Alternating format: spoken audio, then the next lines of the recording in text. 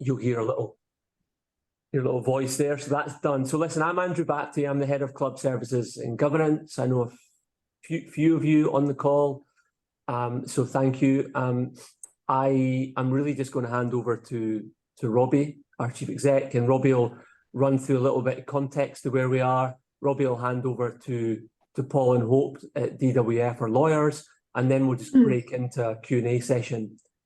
And you know, we plan to give as much time as possibly we can to that Q&A, just to make sure we hear from everybody that wants to speak and has some questions. So that's all from me, really. Like I say, thank you, and mute yourselves, and I think we're good to go. Great, thank you, Andrew. Evening, everybody. My name's Robbie Clyde. I'm the chief exec at Scottish Golf. Again, welcome. Thank you for giving up of an evening. There's a few of you I've met in person. There's a few of you I've met online, communicated with, and there's a few names on here I don't yet recognise. So I hope that over the course of the evening we can have a good conversation about the proposed changes to Scottish Golf's articles. A good opportunity for you to ask questions and look, really, hopefully the aim of this is to get you all, as I'm sure you all are, voting members or holding votes for your areas, counties or member clubs, to come away from this evening as well informed as you possibly can be, to allow you to make the best decision that you need to make in terms of voting on the proposed changes. As Andrew said, you know, this was positioned as a webinar, I guess, but because of the numbers that we've got, we felt the numbers are pretty manageable in terms of having an interactive discussion. So this isn't just me talking and answering a whole bunch of scripted questions, etc. This is very much interactive, give you the opportunity to ask questions. And we can ask questions in a number of ways. The obvious ones, you've all done Zoom, etc. before. Obviously, put your hand up if you've got a question, or if you want to put it in the chat, put a question in the chat. Equally, there may be for whatever reason you want to raise a question, you perhaps don't want that attributed, but you just want to raise a general question. You can send a message directly to in the chat to just Scottish Golf as opposed to all. So again, trying to be as open and accessible and transparent here as possible. Look, just by way of background, as you know, we've got an EGM coming up in just over a week's time, a week on Sunday, as well as a workshop to talk about what we do to accelerate the participation of women and girls in our game. But the EGM, the formal part of that, will be obviously a big part of the day, voting on the article changes. I guess there's one thing I want to sort of, again, in the spirit of transparency, I'm very aware that particularly a number of you representing areas and counties will have been aware or copied in or part of a letter that was sent into Scottish Golf and the chair of Scottish Golf over the last 24 hours, asking some specific questions and raising questions about in relation to the articles, in relation to EGM, and in relation to corporate governance in general. Again, I've acknowledged that email today, and in consultation with my chair over the next couple of days, I'll be responding to that. And I guess the point I'm trying to make here is obviously what we're here and what we are with DWF today is to try and talk about the content and of the proposed changes, rather than necessarily the context that sits outside of the changes. We had a webinar earlier on, as you all know, about 3 o'clock this afternoon with a similar number of members. To be honest, we did start to stray into other areas of governance and general discussion. And look, it's kind of inevitable because, you know, we're all here for the good of the game and to modernise the game and move things forward. And so, look, I guess what I'd like to do is ensure that those that have specific questions around the articles are able to do so, that we perhaps don't try and get down too far of a rabbit hole in terms of some other areas. I'm not going to stop that happening because I want to be open and transparent, but equally, I do want to make sure that within the hour that we've got the opportunities to hear everybody and any questions that anybody's got. So look, on that basis, what I'm going to do now is hand over to Paul or Peppa Pig. No, sorry, I won't do that anymore. Paul from DWF. Paul's going to give a little bit of background on the article changes themselves, a little bit of background on DWF and what they've been asked to do, and then we'll move into questions. So, Paul, over to you. Thank you very much, Daddy Pig. Yes, can you hear me okay? Is my voice travelling? Perfect. Yeah, good. Okay. Great. Well, thanks for that, Robbie. And similar to Robbie, I recognise a few names and faces on this call, and others I don't. Myself, I'm Paul Pignatelli, my corporate partner in DWF, and as I've for a number of years now, actually going on probably 20 odd years, I've been doing quite a lot of sporting work actually, and together with Hope you can see Hope Donachie there. I'm sorry we're split up for this session. We were earlier together in the office. Together with Hope, we've been asked by DWF to have a look at your articles. And just to contextualise what the articles are, I think people know that. I'm not going to go back to total basics, but the articles are probably the most important constitutional document in any organisation. The document in terms of which the members hold the board accountable. So that the rules that the directors who are empowered by you representing members on this call hold them accountable. And actually the directors have got to follow these rules and are bound by these rules, etc. So they're a very important document. And it's actually not unusual at all to go back and regularly revisit the articles and make sure they're fit for purpose. My experience and Hope's as well, actually, we've acted for, and your articles now date back to 2018, so you're going on for 5 or 6 years since I've had a wee look at them.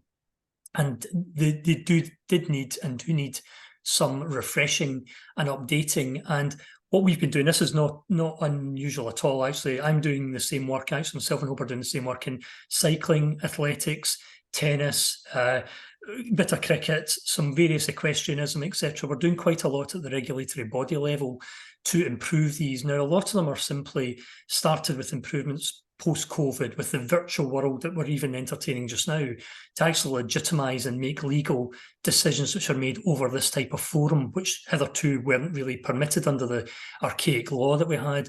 So think modernisations like that, but equally moving through some of the very particular things that actually were relevant to Scottish golf, as well as moving through to things which are affecting most, and you'd have to be living in a cave if you didn't understand that. Diversity, equality, inclusion, some of these significant kind of movements actually need to be embedded and reflected and honoured, not just put into word form, but actually honoured in the nature of the businesses. And Scottish Golf's got an equality group, and we're recognising that, and we've got other kind of provisions in there to recognise some of these kind of concepts as well. So I think you've all been given, so myself and Hope, actually, as I said, been instructed, we've not been instructed to kind of rip this thing apart and start again in any sense, actually. There's some key areas that we were asked to look at, including the ones that I've articulated there. But I think you've all got the benefit of a kind of very short form, and we tried to make this, you know, naturally lawyers speak a different language, and if I speak a different language at any point tonight, please shout me down, please interrupt, please get me to kind of speak English for you and make you understand what this is about. Any question is a good question. There's no daft questions in here at all. But the kind of areas that we were actually looked at, and it's worth bringing them out of the note, we were updating references from the Congo to the kind of the New World Handicap System, so we've updated all of that. We've updated kind of new membership classes, the qualifying golf facility, and I'm sure we'll maybe come on to some of that with Robbie and Andrew kind of later, which includes some of the driving ranges and other commercial facilities which promote golf, bringing them into the golfing family and into this world which we think is a kind of safeguarding, equality, inclusion, etc. world. So we're bringing in some of these type of kind of facilities and commercial facilities into it. We'll kind of simplify the junior and senior vice president role by kind of consolidating, I suppose, or bringing it into just a vice president going forward. Some of that remote and virtual stuff has been mentioned already by me, and it's in here already.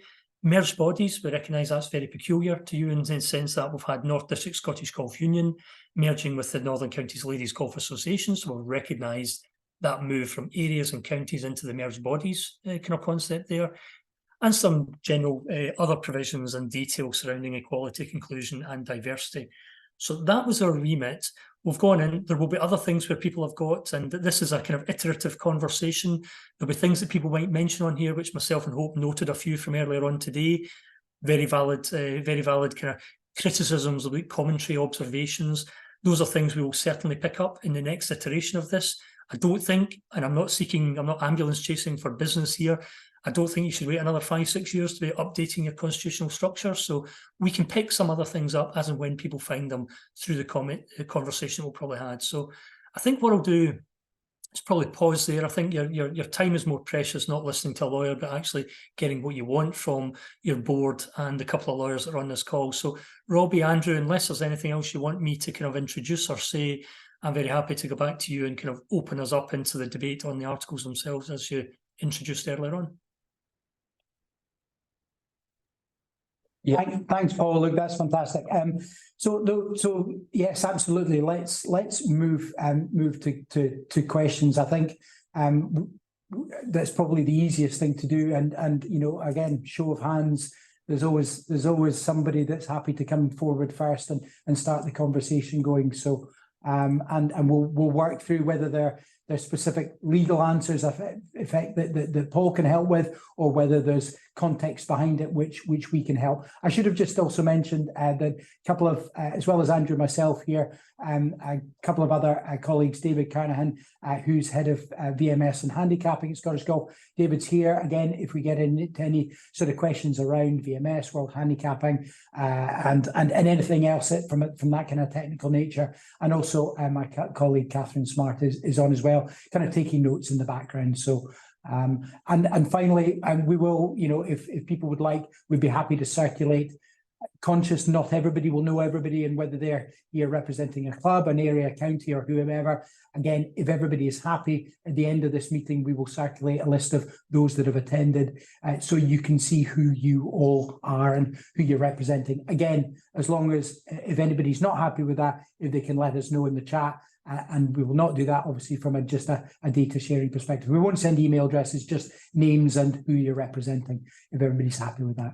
So hopefully, again, I've just talked a little bit more than I planned to, really give everybody a chance to think of their questions and really open up the floor.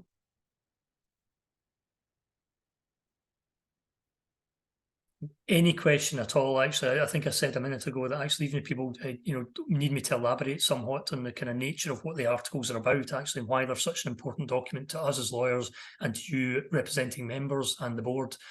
But I think, Laura, did you come off mute there? I did. I've got one question, and it's, why are these changes being put to an EGM rather than saved to next year's AGM? What's the purpose of doing it just now rather than waiting for the AGM? Thanks, Laura. The reason behind that was that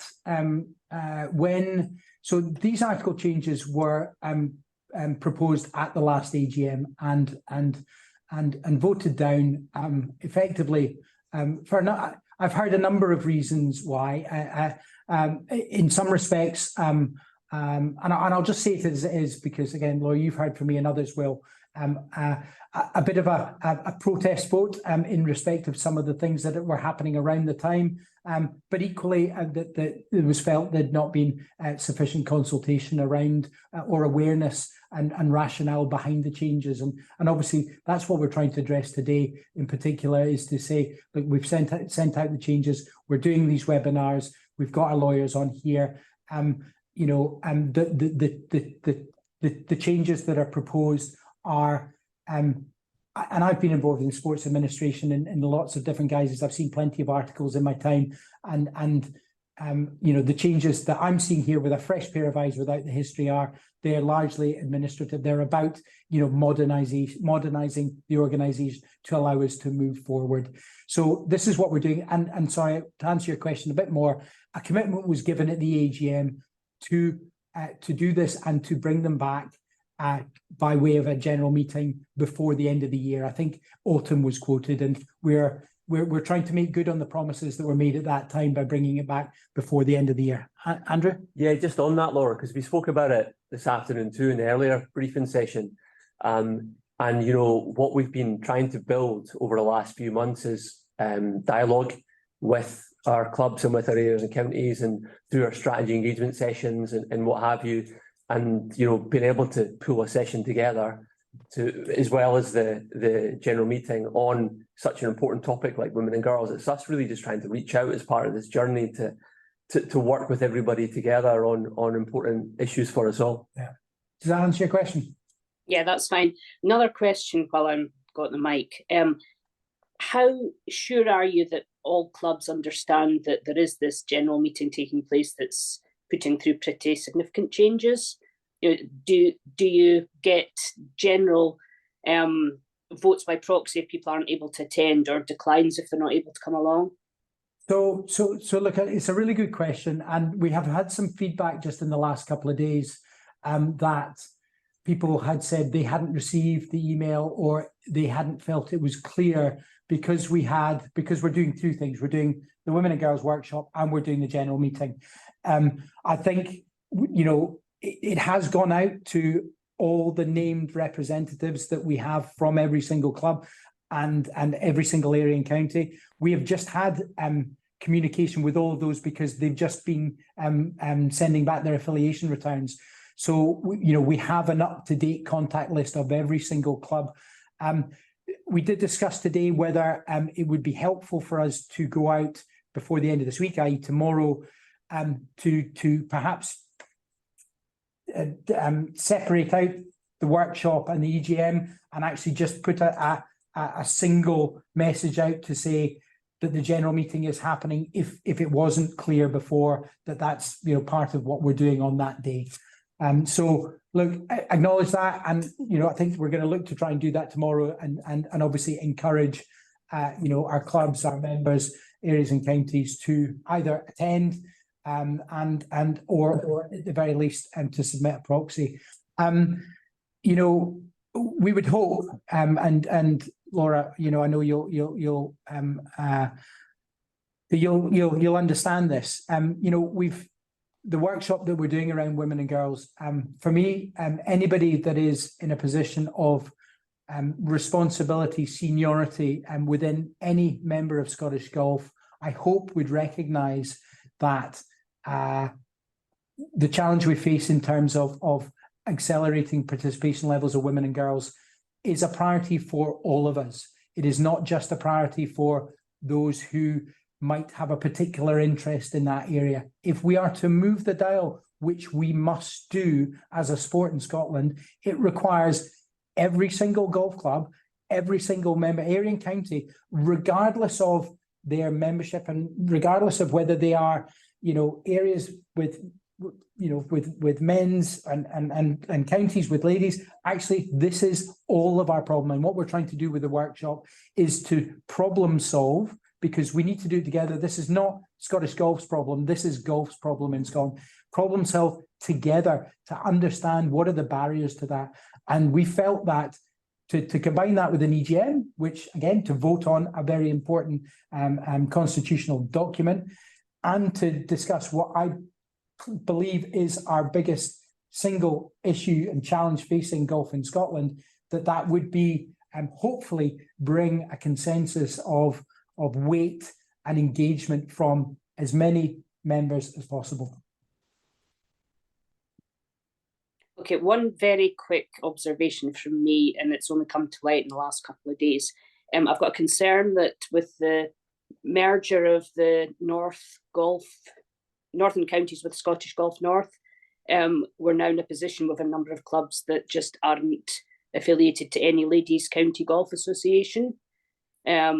So, I mean, the clubs concerned are Cullen, Buckpool, Strathleen, Keith and Spey Bay, as best I can see. So I wonder if that's something that you could take away and have a look at and see what you can do with. Perfect. Did you catch all of those? I didn't, Laura, but I'll give you my details and maybe you could send me a note.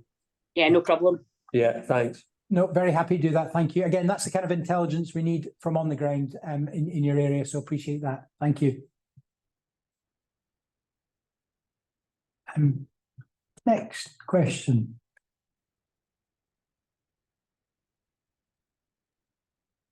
Hi, Robbie. My name's David Doig. I'm the Secretary of the Lothians Golf Association. David, hi, how are you? I'm sorry if I'm going over old ground, but I missed the first 5 or 6 minutes because I hadn't been sent the Zoom link for the meeting. However, can I take it from the discussion that you've already had up till now is that although areas and counties and clubs may have fed back some points of view against, relating to the articles, am I taking it that the document that you have published is the one that will go to the general meeting to be voted on, and none of the changes that we are suggesting will be taken into consideration before the general meeting? So I'm going to ask Paul to come in on I guess the legal point on that, but you're correct. Because we have published, we have put the document out as it is with the proposed changes. We would not be in a position to take amendments to that. Paul, you maybe just could get me clear on the legalese. Yeah. No, you're absolutely correct, and David, your summary is correct as well. Actually, the document that's in front of you at the moment is the document with all the changes that are put to the meeting, and there's no it's a yes or no type vote on it. Do you like them? Even if there was one small part and 99% you liked and one you didn't, if it moved you towards voting against, you vote against, and the whole thing falls on it. So it's all predicated on all the changes together in this basis. As I said in the earlier session today, the conversation we had was probably more out with the articles on a number of levels. There were quite a number of points which were within the articles, some kind of improvements, some other kind of changes that possibly can be made in the next iteration of it. Again, if there's something in this meeting that actually kind of moves into that kind of area, would be negligent not to kind of note them and actually bring them into the kind of next proposal next year, 6 months, 18 months, whenever they're there. But answering the question, yes, the document in front of you is the document that's voted at the meeting. Okay, so on the back of that information, we were promised at the last AGM that there would be consultation before we got to the stage of having articles prepared and put forward to the general meeting or the AGM. So how confident are Scottish Golf, given the number of potential changes I've witnessed to in getting these articles passed at the general meeting? So like David, I guess we have received some, and you're right. The first 5 minutes, I acknowledged that a letter had come in from a number of areas and copied to a number of others, and I've acknowledged that today, and I will be responding to that over the course of, if not tomorrow, and certainly by Monday once I've consulted with the chair. The comments in that letter, there were 2 or 3 comments in relation to the articles themselves, and a number of other questions relating to aspects of Scottish Golf governance, decision-making, communication that sit out with the articles that we're asking to vote on. I think, as Paul said, and look, we're happy to talk through the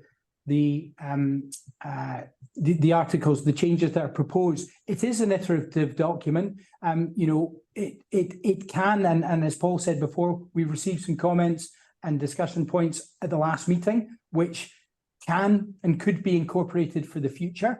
This is not a it's done next week and never to be changed again. Articles are always iterative, and that is not to say there were some really good comments that were made this afternoon that Paul and ourselves took away and thought, okay, actually it's a really good comment. Nobody's raised that before, nobody's brought it up, and so we would look to do that. I guess that what we're here to do today is to answer the questions you might have around those changes that are being proposed. That is not to say that other changes could not happen.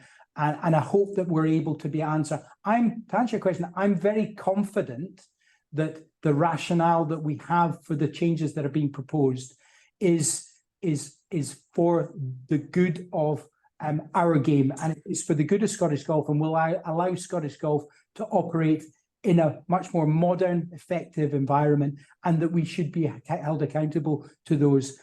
I don't personally, and you may have missed, I've worked in sports administration. I've seen a number of sets of articles coming in with a bit of fresh pair of eyes and perhaps not some of the baggage and history.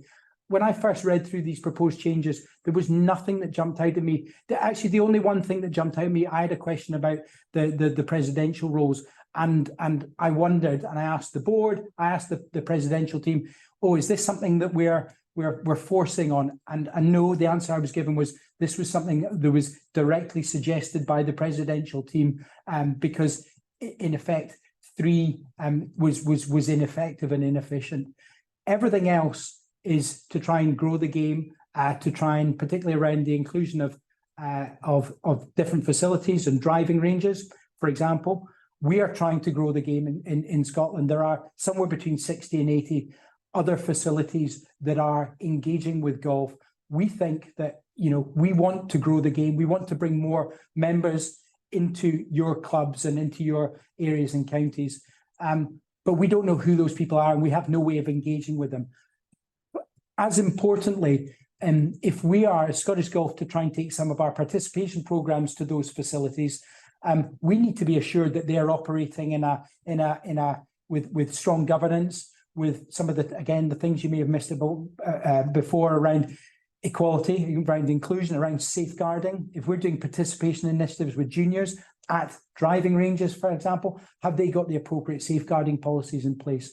So that, I want to ensure, and the purpose of today, and this is part of this consultation process, is to assure and to be able to be answerable, to be transparent, to be open about the rationale that sits behind these article changes, and hopefully, not so that there isn't any assumption or question of us trying to push through changes for some, ill-gotten reason, which is not the case. So I hope that maybe perhaps answers much of your question. Robbie, could I say something there? Yes, of course. Sorry, Paul. Yeah. David, just to if you've got the note as well, and you might have missed the beginning of it, I recognise that. The note actually tried to theme in kind of 5 or 6 batches. I think it's 5 actually, kind of batches. The amendments that are made. As a lawyer, I can tell you that 3 of those 5 batches are the things we're doing in tennis and in athletics and in cycling, etc. So the cosmetic and the modernisation stuff, that's across the board in almost every industry, actually, in sector that we're doing in terms of sporting world. The changes which should happen in practice for you, the kind of the merged body stuff, that's very peculiar to you. I get that, it's different, as is the kind of presidential amendments.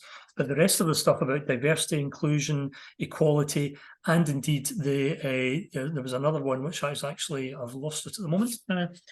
All across all of the kind of sectors. So there were 3 of the 5 I thought were actually very, very kind of routine for us, if I can say that, as lawyers, across each of the different kind of sports that we kind of look at. 2 of them very specific to you, and I recognise that's probably where some of the questions on this call might be more rooted than others. Just adding that in. Thanks very much for your responses there. As I say, I think generally people left the last AGM thinking that there would be a consultation process before we got to the final articles of association, but maybe that was just my understanding of it as opposed to other people's understanding. So. David, look, I absolutely hear where you're coming from, and if I'm honest, I've heard lots of different interpretations of what was asked for and what was committed. And I've not got the clarity, and I can completely understand, so when I made the decision and recommended to the board that we hold the EGM, which is what we committed to do, before the end of the year, which was what we committed to do, and that we would consult on the changes, what I and I guess my team and my board took from that was about us being accountable and open and transparent about the changes that are being proposed, on the basis that they are, I would hope, my view is that they're not, I really don't think there's anything in there that undermines the structure of the organisation and what it is that Scottish Golf is set out to do, nor how we engage with our members, our clubs, and ultimately how we grow the game of golf. But you're not the first person that has said, since we went through this process and since we announced the EGM, to say we thought you were going to come and speak to us before that. So I understand that, and that's been a bit of miscommunication, and I'll, you know, again, I'll take responsibility for that, because, you know, I was the one that put this training in progress. I was keen to follow up and ensure that commitments were made at the board. However, understanding of what those commitments exactly were has been different, and you know, again, I can just assure you that and you know, we've had some dialogue offline. It is not been, we've not had that consultation for any other reason, and you know, that's why we had the road shows and the area and county meetings which you attended, the road shows, the 9 or 10 road shows that we had across the country, which in all of the ones I attended, which was all but one, I specifically mentioned the articles in all those. And I think there was maybe 1 or 2 meetings where there were questions about the articles, but none of the other meetings that were raised. But again, you know, it's not to hide behind anything. This is why we're on the screen today, is to answer any questions you have.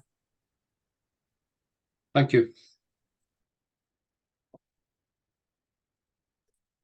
Anybody else? I'll just check the chat to see if anybody's submitted anything. I can't see any chat questions. Can I come in? Please do, yep. Hi, Alan. Alan Shaw, former Secretary and President of the Lothians Golf Association, and working in conjunction with David and Neil on the submission that we put to you last week. Really just to, can I just for clarification, probably from Paul, is there an amendment process when something is put up like is in place just now? When the notices get out, there's a statutory process, as you probably appreciate, for these kind of meetings, just to make sure that shareholder or members are actually communicated with timely. So when the notice and the corresponding resolutions and the corresponding amended articles are put out to you, that is it for the day. That is it. It can't be amended. It can only be voted against or for. That's all it can.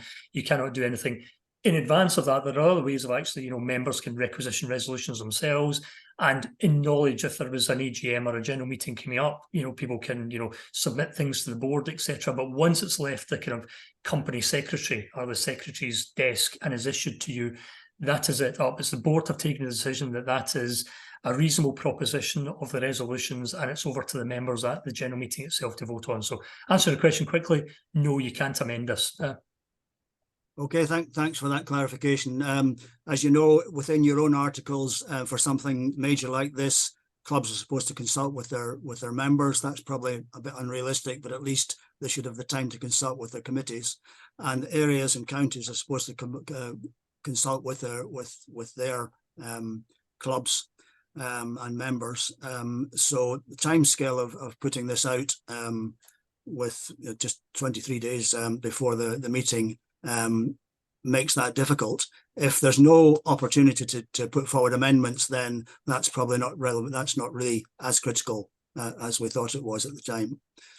If it helps you, Alan, it doesn't alleviate the pain of that process and the inability to kind of gather some of those comments, etc. It's the business world, the world over. The Companies Act applies to you, it applies to ICI, IBM, Joe Bloggs Limited. Everybody's got the same timetable actually for that kind of communication structure. I know it doesn't alleviate the kind of the issue you're talking about, but you're probably no difference to anybody else there, if that helps in any way. Yeah. Probably doesn't. Thanks for that. Yeah, we did put some points to you. It might be helpful if you can comment on those before the meeting, and maybe a minute that you're looking at those particular points for the future. No. One of which was that there's the regulations were last looked at in 2021, I think, and there may be things that need to be updated there. So again, a commitment to updating the resolutions to maybe pick up some of these things would be helpful. Robbie, I think that's a very valid comment. Actually, I think the regulations and the articles kind of do go in some way hand in hand. The articles are the priority document, obviously, and that's the kind of the trumping document. But yes, I think you're absolutely right, Alan. I think there needs to be some sort of marrying up of that actually, and maybe enlarging and expanding of certain provisions in there as well. And I've heard that from the board as well, as to it might be a work stream kind of going forward. Yeah, agree. Alan. And as I mentioned, because you know the correspondence came through from David, you asked 5 questions you sent through an email, which we have the answers to those. I'm very happy I didn't want to again put either of you on the spot. I'm very happy if you want to go through those here, or if you're happy. And obviously we've been liaising with Paul and Hope around the answers to some of those questions. Very happy to put them in writing back to you. We can do that tomorrow. But I didn't know how you wanted to address those within this meeting. I'm conscious there's 5 questions which might take a little bit of time to discuss, but equally, happy to do so. Really in your hands in that respect. Okay, thanks for answering my question, but I think it's up to David or Neil to come back on the answer to that particular thing. Thank you. I think as far as the association is concerned, without overstepping the mark with the president here, I think it's probably better if we get these in writing, Robbie, and then we can make decisions accordingly from there. No problem. Okay, David, we'll do that in the next 24 hours. Thank you.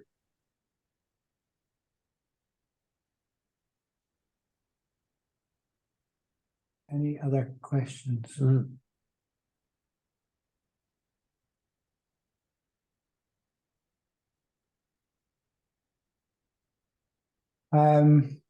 I don't want to have to fill time because it's Robbie, I might say one thing actually, because one of the things where I was where I probably wasn't particularly articulate earlier on when I was talking about 3 of the 5 themes were kind of in my world were relatively kind of routine, if I can be as simplistic as that.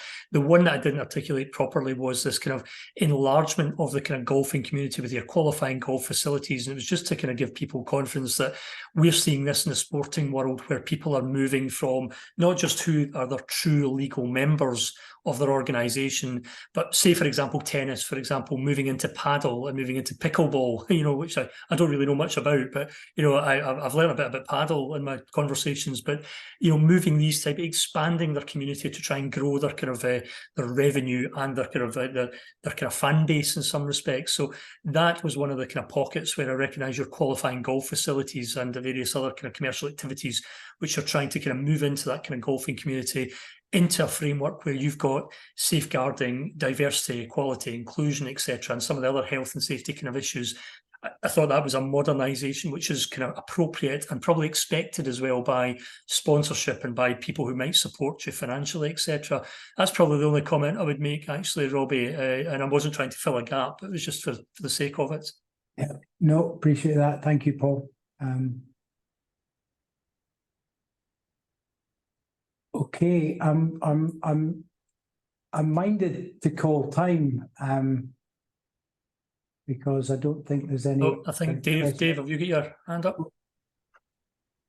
Oh, you hear me? Yes, Dave. Hi, how are you? Yeah, sorry, I was just for the meeting on the 3rd of December. Is the articles, is that the only part for the general meeting? Is there anything else being discussed? I had a board meeting yesterday.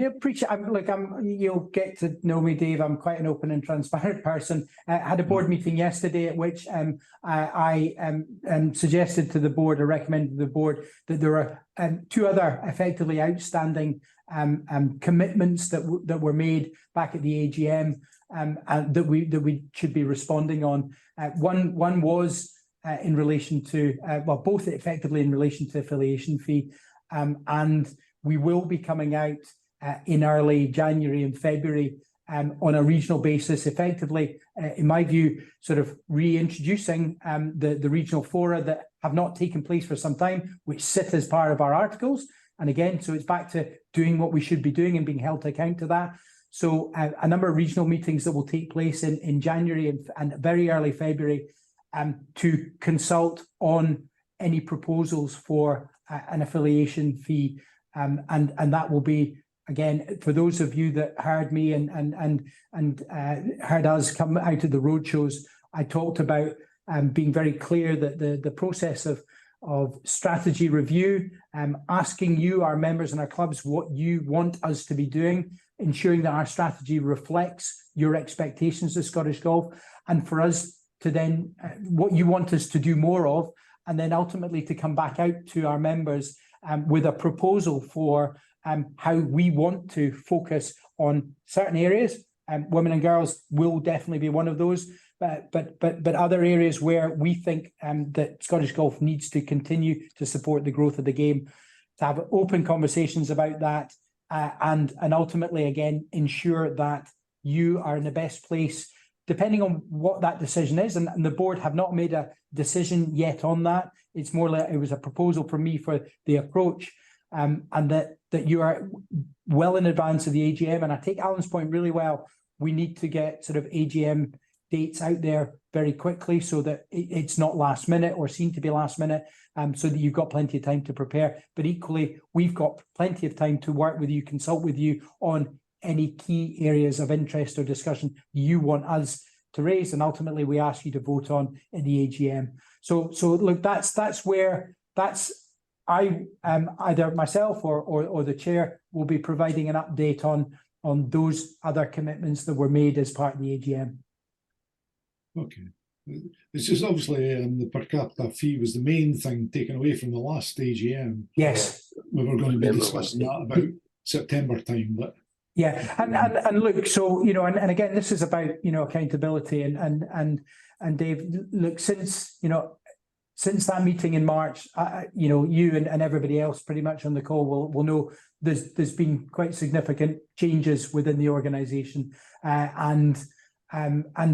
so yes, you're right that commitments were made to do certain things by certain time, and there's an aspect of holding our hand up and saying, look, do you know what, we haven't had, because of the changes that have happened since March and into the summer, and we've not been able to move forward with some of those things as quickly as we would have liked.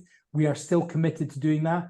We will talk at the EGM about what we plan to do that, and I hope that you would see and understand that there is a commitment to do that. We're not doing it. It is just things have changed quite significantly.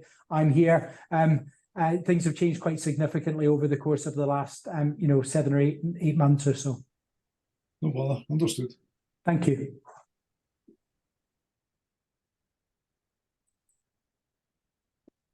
It's one of those. It's like I feel like the auctioneer going once, twice, but another bid just keeps coming in at the last minute. So let's see. Are we going once? Going twice? I can't see who's coming off mute. So what I would say as well, any of you can get hold of any of us at any point if you want to.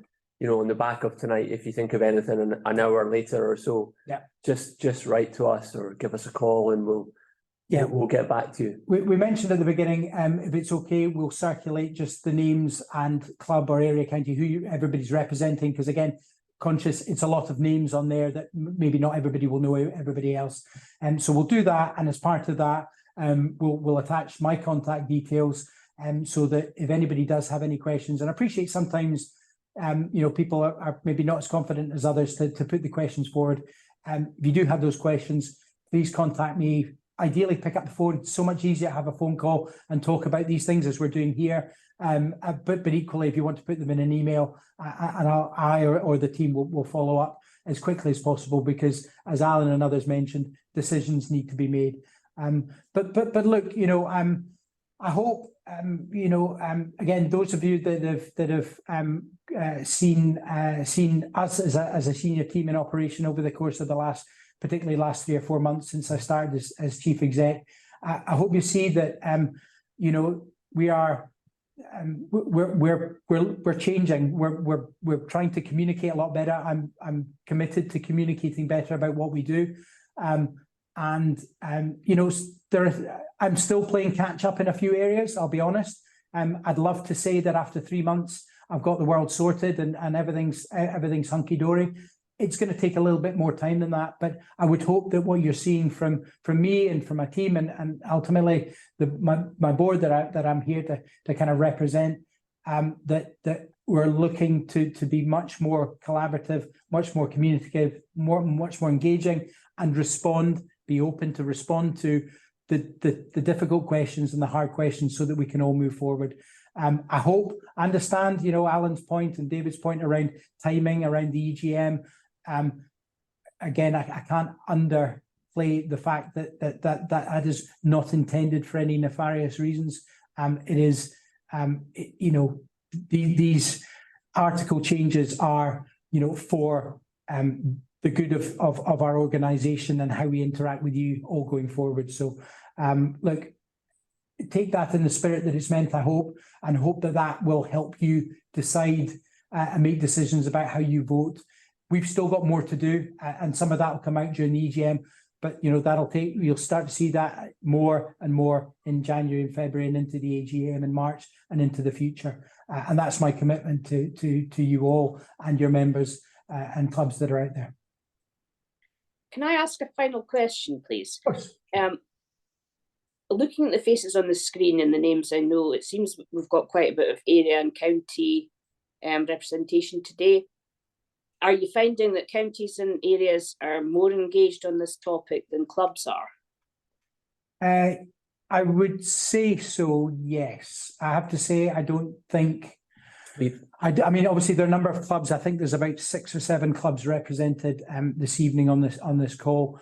I don't recall. I'll be honest, in terms of the questions and comments and feedback that have come back into the organisation, into me, there was the letter received yesterday. There was the letter from I hope you don't mind me saying, but from the Lothians, but with 5 specific questions.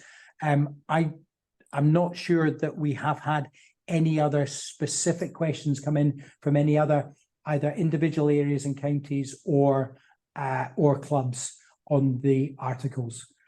So I'm again the eternal optimist. I'm hoping that is because they can see the intent behind the article changes and that they don't see an issue or a challenge with it. I'm hopeful. But equally, I'm aware, obviously, there are areas and counties who do need to consider their members and member clubs. It is a slightly more, bigger issue. They've got more votes, and so it's important, I think, that they casting those votes with the best of information and the best of intentions. So, Laura, I've waffled on a wee bit, but yeah, I think yes, a bit more engagement from areas and counties, but only really 2 elements of correspondence that have come into me directly. There might be one other that I might be mistaking, but I think that's about it. Yeah. Okay.